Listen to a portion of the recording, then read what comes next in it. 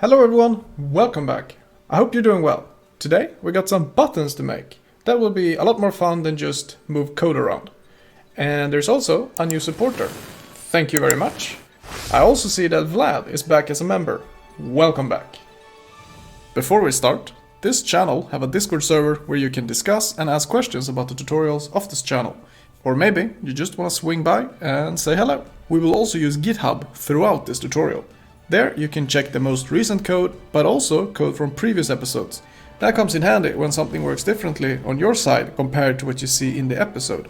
And for the people that want to go the extra mile to support the channel, there is a Buy Me a Coffee page and also a membership option on YouTube with some basic perks. With that being said, let's get back to the episode. Last episode we introduced Gamestates to our game. Currently we will only work with two, the menu and the playing one. More will come as we go on. That allows us to take different routes depending on the game state that is currently active. So when we are in the playing scene, we skip menu code altogether. And in this episode, we also made our game class. This class is where everything in the game will start. Update, render, and all types of inputs. And the game class is gonna determine what kind of code gets run depending on the game state. And that was pretty much it, what we did last episode. So now, let's get some buttons into the game. Let's take a quick look at our current state. So, run the game, bring it up, clicking, we go to playing, we can move around, and then if we pressed anywhere else, we go back to menu, so we can go back and forth. Alright, so to get buttons working, first of all, well, we need some graphic, otherwise the button's gonna be very boring. So let's see what I found. I found this one on itch.io. And it's pretty simple, it's not that much, but I got some basic UI buttons for us, which is what we want. And we can also use it for any purposes. And it's done by this guy here, Murnir Tohami. Murnir Tohami, yeah, I'm not pronouncing that correct, but it's by this guy anyways. And yeah, so I downloaded it. And I have some images already edited and made for our game. So I'm just going to bring it up here. To begin, we can start with the start button. Because we want to go from the menu to the playing by clicking the start button. And the left here is the button being just normal. And the right side is when the button is pressed. And that's going to be the same for all type of buttons that you can press. Might be something different later on, but for now all our buttons can now have this feature. So let's just go ahead and drag and drop. So it's called main menu, meaning where, what type, it's a button, and what the button is, start. And we're making sure that it's in the drawable folder. Our next task is to add a enum, similar to how we do with our game characters. But not in here, but we need some enum that can store the images. So we don't have it yet, but let's go ahead and create a new package called UI. And we're gonna have it in, well, the main package right here.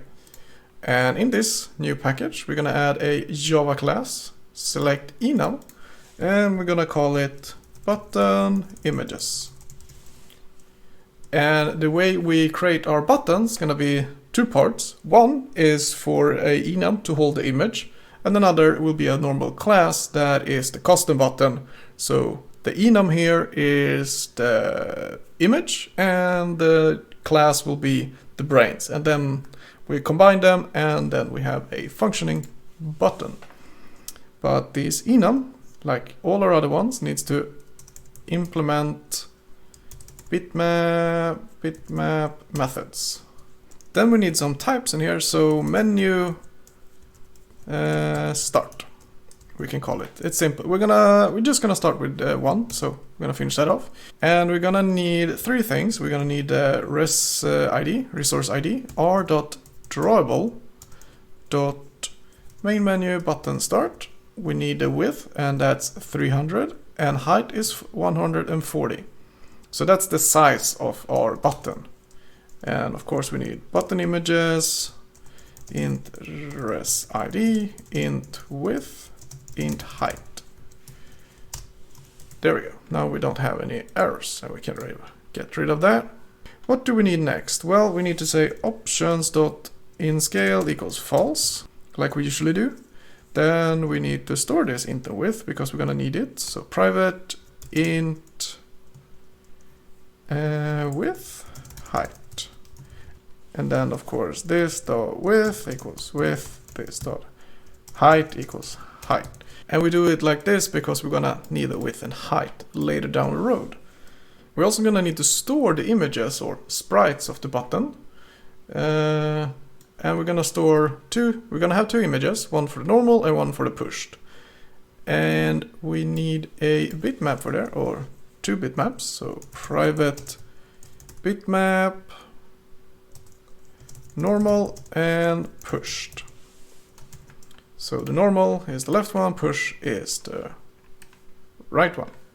And then all we have to do now is to load those two. So bitmap, we can call it button atlas. It's just two images, but still, I guess an atlas is two or more. So the name is alright. Then we need to load this one. So bitmap factory.decode resource.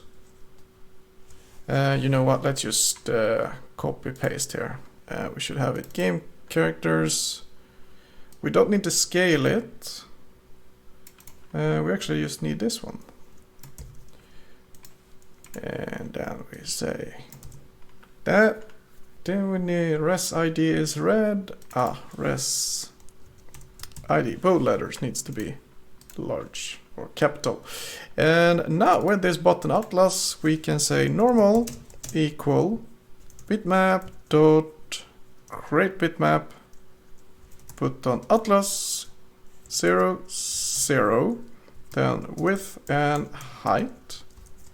Then for pushed equals,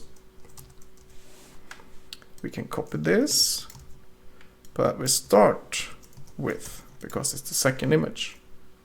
And now those two are loaded. Perfect. And we're not gonna set pushed a boolean if we're pushing it to true in the button image. That's gonna be in the custom button class. But we're gonna take that boolean to check whether or not if the button is pushed or not to get the correct image here.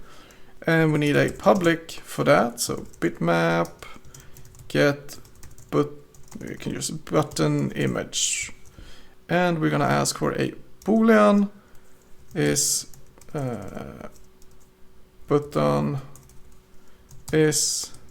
button pushed. And if it's true, so if is button pushed, return pushed. Otherwise we're gonna return normal. This is gonna work as intended, but let's make it just a little bit fancier, so we can just keep it down here for now. Return button is button pushed, question mark. If it's true, then we return the pushed, else we return the normal. And now we can comment that out, or we can remove it. So this is doing exactly the same as this. So if you have a boolean you're returning or asking for, and you need to either return one thing or the other, depending on it, you can write it like this. I forget what it's called, but it's working just the same. So it's a little bit fancier. And yeah, I think this class is done for now. It's not. We actually need a getter for int and width. So public int get width, return width. And we need a public int get height, return height. All right. Now this class is done. Let's go ahead and make the brains of the button, if you will. And this class is also going to be added into the UI package, and it's going to be a normal Java class, and we can call it custom button. And we can minimize that. And the reason why we are creating a custom button here is so that we can design the button to match exactly what we want. So it gives us more control, and also we get rid of a lot of code that we would never use that is part of the normal Android default button class. So more control, less code, and yeah, that's pretty much it. And it's not very difficult, it's very simple. We need a constructor first of all, so public custom button. And this custom button is gonna need 4 things here. So x, y, width, and height. So float x, float width, no y, float width, float height. And we're gonna create those. No, we're not gonna. We're gonna store them in a hitbox. So let's go ahead and create a private rect float hitbox. Then we can say hitbox is equal to new rect f, so x, y, width, height, or width, height, like so. Oh right, this is asking for left, top, right, bottom, and left, top, right is x plus width, and then bottom is y plus height. Yeah, that is going to work. Then of course we need that boolean, private boolean, and we're gonna name it pushed. And pushed is the one that we're gonna pass along into here. So we get either the pushed or the normal image. And then we just need getters, right? So a public get the hitbox, public is the button pushed, and of course public set pushed. And why is that? Alright, we can make it final, sure, why not? And that is our custom button complete. Now let's go ahead and create our first button. We can do it in the menu class. And it's gonna be pretty simple. We just go up here and say private custom button, and we're gonna say start, or rather button start for the start button. And in here we say button start is equal to new custom button. Alright, so we need x, y, width, and height. And we get the x and y we can set at let's go ahead with like 300 and a little bit down, so 200. And for width and height we're actually going to ask the button enum that we just made. So button images dot menu start get width, and then button images dot menu start get height. And that's where our width and height comes in. So now we have the custom button. So in here we say c.draw bitmap, and we're gonna ask for button images dot menu start dot get button image, and we're gonna ask for the boolean, so button start dot is pushed. And that was that one.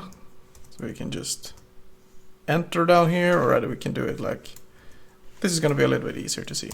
All right. And after that we need an X and Y. So we just say button start, get hitbox, left, button start, get hitbox, and top. And then we need null.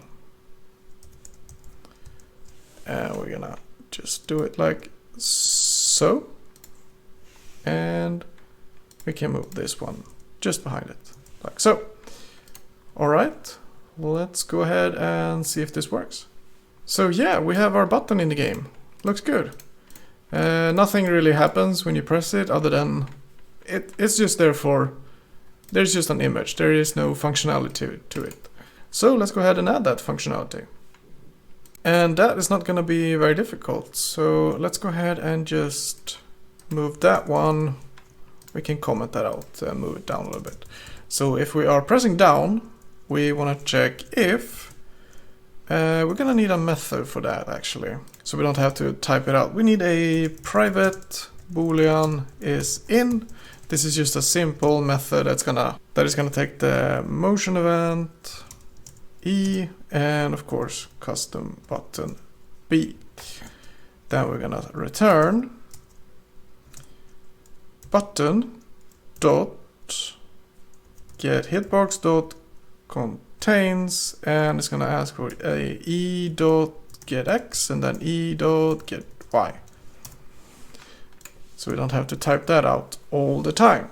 So if is in event button start, then we say button start dot set push true, and we need to add brackets here to make it easier to read. Else if copy that motion event action up. First we're going to check whether or not we are inside the button. If we are inside the button, we want to check if button start is pushed. So if we release the finger on the button but we didn't start on the button, then we shouldn't go anywhere. That should just be nothing. We shouldn't go anywhere. So we need to make sure that we actually press the button and then release the button. And if that is true, then we say like so. And of course we need a button start dot set pushed false. If we release the finger, doesn't matter if we're on the button or not, we need to reset all buttons or on the button for now. And then we can remove that one. So let's go ahead and see if we have some animation to it or functionality to the actual button. Alright, so I can click it, move it away, release it. Click, move, release. Click, move, release. Nothing happened. Click, move, release. Yeah, didn't take me anywhere. So let's go ahead and see if I can get into playing. Click, release, and I'm in the playing. Perfect. So yeah, it's working very well. Now we need to add some button to our playing as well. A little button in the corner. So let's go ahead and do that. Just like our menu, we need some sort of button image for our actual button. So we have one here. It's a little house indicating you go home or menu. And yeah, we're gonna have that one. So let's go ahead and just drag and drop in our res folder, drawable folder here. Making sure it's going to drawable and it's state, what it is, and where it takes us. Let's go to our button images and we can minimize that and just add another one. So let's copy this one, add a little comma, then like so, and we're gonna call this one playing menu. So where it is and what it does. Where it is, what it does. And we need to change this one for playing menu, playing button menu. Yes, the width here is not 300 but 140 and 140. So the buttons are a little bit less than half in width. And then we don't need to do anything else in here. We can just minimize that too and go to playing. And in playing, we're gonna do the same. So we can right here, private custom button menu. And then underneath our skeletons here, button menu is equal to new custom button. And where should it be? 5, 5. So it's in the top left corner. Width is, of course, button images dot playing menu dot width, and then button images get height, and yeah. Oh, it's an extra one of those. That looks better. Alright, so let's draw it. Not update, but render. Draw UI underneath here. C.draw bitmap. The bitmap we need is in button images dot playing menu dot get button image, then button menu dot is pushed. Comma, and for X we're gonna go button menu get hitbox dot left. I think we missed one there. Yeah, missed one like so. Button menu dot get hitbox dot top, and then of course null. I think we can remove that one. Still going to work? Yes. Looks good. Let's see if it's working, or at least the image of the button is in the game. That's something we should be able to see. Start, and we have it there. Of course, it doesn't do anything yet. So, and I see that our skeletons are running on top of our button. That is not good. Draw UI should be the last to be drawn, so it's on top of everything, like so. Then we need to add the functionality, and in here we have a little bit more code in our touch events than our menu class. So we're gonna start in case for down. If we're not inside the radius, then we go else. We have two brackets here.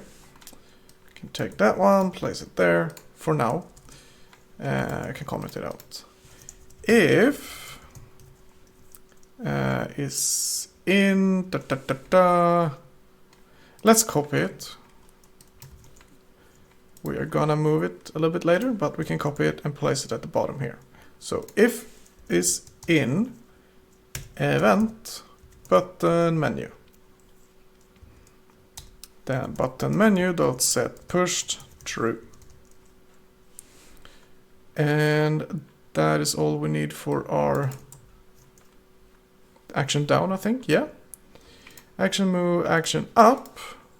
In here we can actually start by asking if button menu is in event button menu if we are in it, and if button menu is pushed, then we can go to or do that one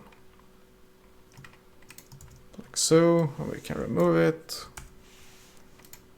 So if we are inside the menu button, if the button was pressed, then we go to the menu. And of course we need a button menu dot set pushed false. All right, let's give this a try. Clicking everywhere won't go anywhere unless I click on the start. Clicking anywhere won't go anywhere unless I click the menu.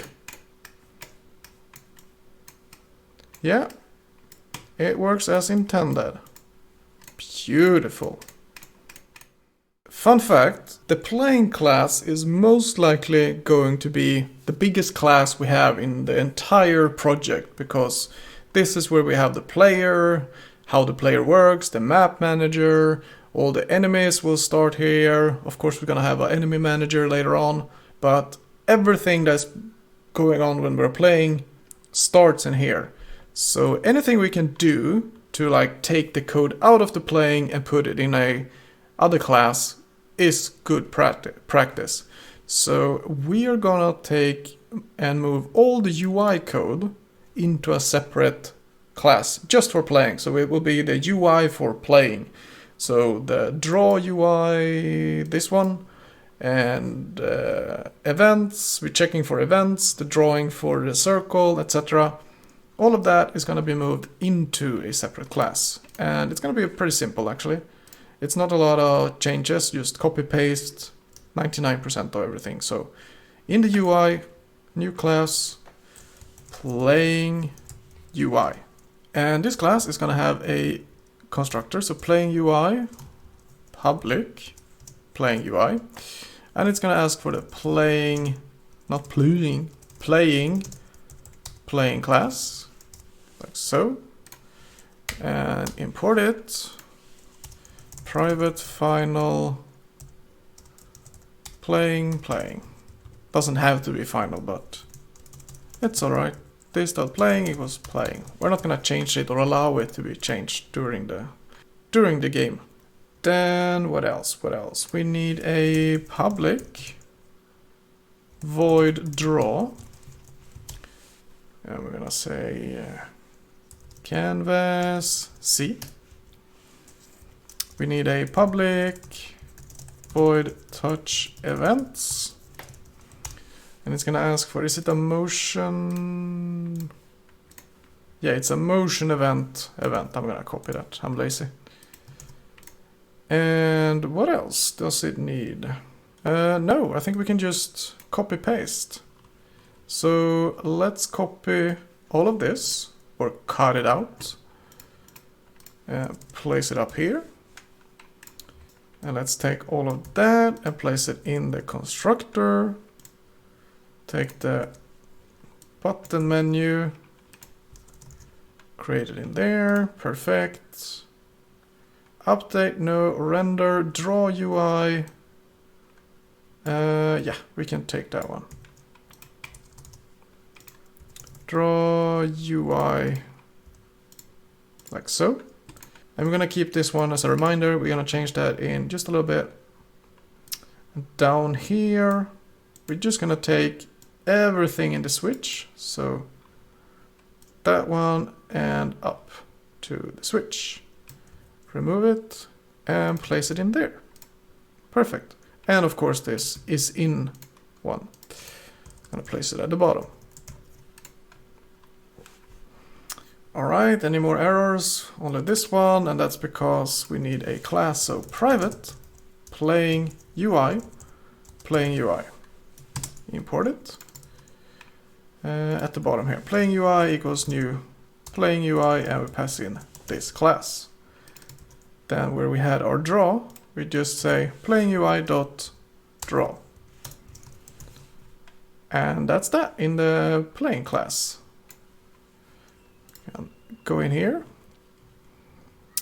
Looking good, looking good. Set player move true, no, but playing dot set player move true, because it's a public and so is this one. So it will be pretty simple. And now we have only one error left, and that's game.setCurrent game state. I think I want to have a separate class for that. So public void set game state to menu. So I don't want to be able to reach game from here. I'm just gonna copy that, go in here, go there, and then say playing.set game state to menu. All right, is that it?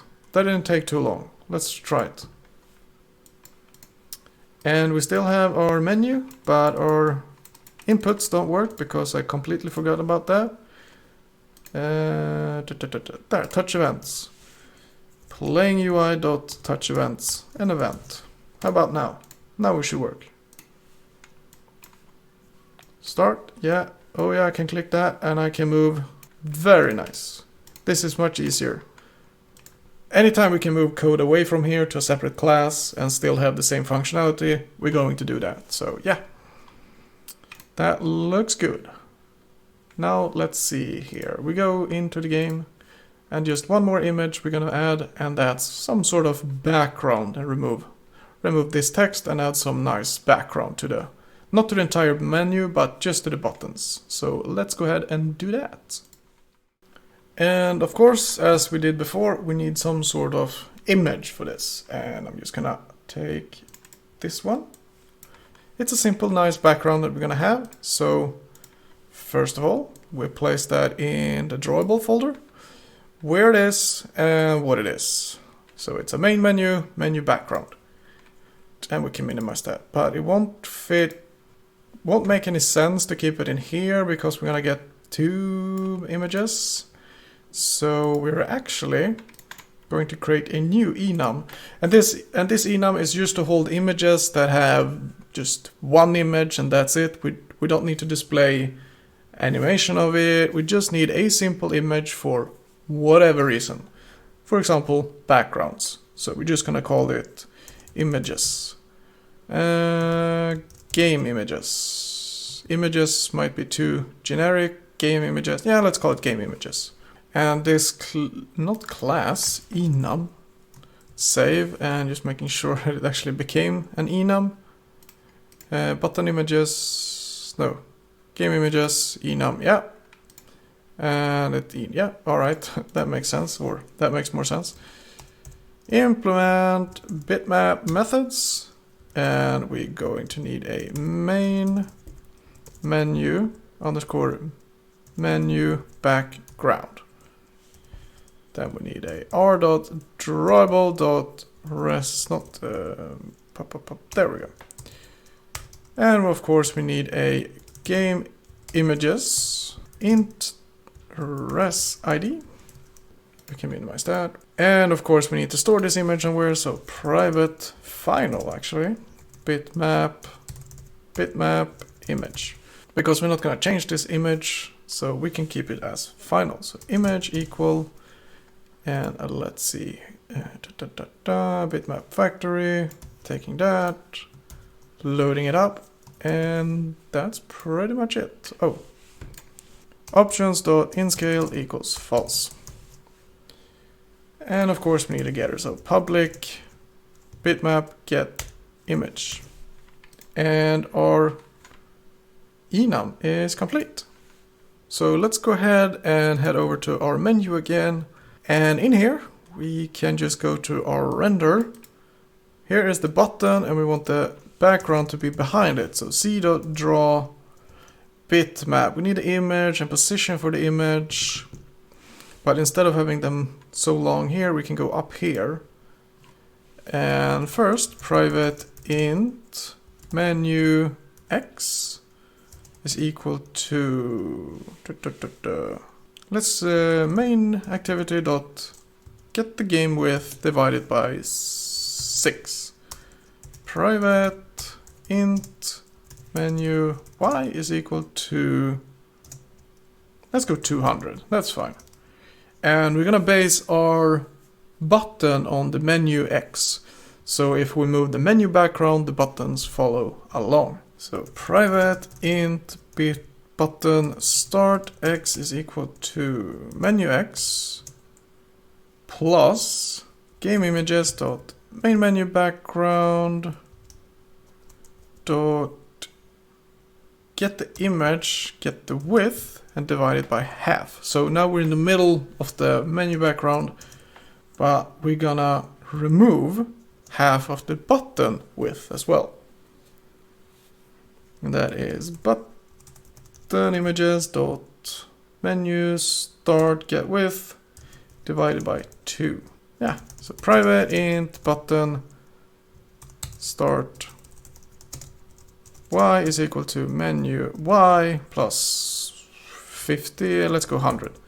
And now for a bitmap we need GameImages, not images, dot main menu, get the image. We're gonna draw it at menu X, menu Y, and we're also gonna say null. And for our button, instead of changing there, we can change where we started. So here we do. So button start X, button start Y. And I think that's gonna look good, so let's run this. And yeah, see, it's in the center and it's working. Clicking left, clicking right, clicking below, clicking above, clicking on. And I can still move like normal. Yeah, let's get rid of that menu text. Gone. And I'm using paint anywhere. No. So we can get rid of paint too. All right, final test.